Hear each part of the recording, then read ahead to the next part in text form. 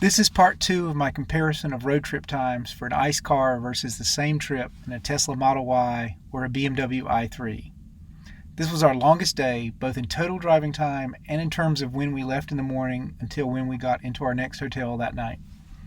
We left Knoxville around 8 a.m. We stopped in Nashville to visit the replica of the Parthenon and its Museum of American Paintings. Then we had lunch downtown on Music Row. Next, on to St. Louis. On the way into town, we stopped at the Chain of Rocks Bridge and walked across the Mississippi River. Then we had dinner in St. Louis with my cousin's family. Finally, we drove on to Independence, Missouri for the night. Google Maps estimates that the trip will take 11 hours and that it will be 729 miles. For the electric vehicle estimates, I'm assuming that we would stop at hotels with level 2 chargers and we would be able to recharge overnight to 90% state of charge. So, for this day, the Model Y estimate, using a better route planner, is 13 hours and 26 minutes, and the mileage is 742 miles.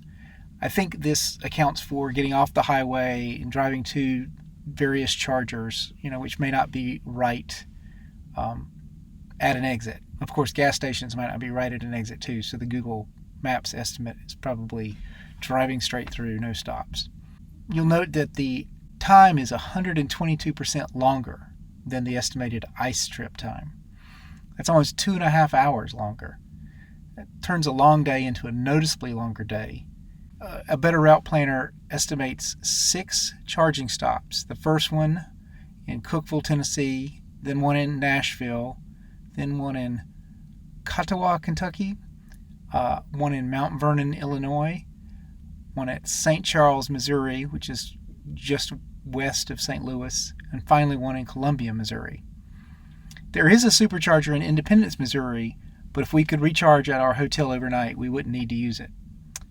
None of the charging stops needs to be particularly long. The first one, Cookeville, is only 6 minutes, and the rest are in the mid-teens except for 2 stops at 20 minutes each. Now, finally, onto the i3. The BMW i3 estimate in a better route planner is 16 hours and 42 minutes, and the length is 744 miles, which is just a little bit longer than the Tesla. I think this is because chargers, just like gas stations, tend to clump together. So there may be a Tesla supercharger on one corner and an Electrify America charger either across the street or just a little further down. But note that this is 52% longer than the ICE trip. That's almost 6 hours longer. That turns a long day into an exhausting day. And in this case, we need 8 charging stops. One as we leave Knoxville, another one in Cookeville, just like the Tesla would need, third one in Nashville, just like the Tesla, one in Clarksville, Tennessee, just before we go into Kentucky, one at Paducah, Kentucky, again in Mount Vernon, Illinois, just like the Tesla, in St. Charles, Missouri, just like the Tesla, and in Boonville, Missouri.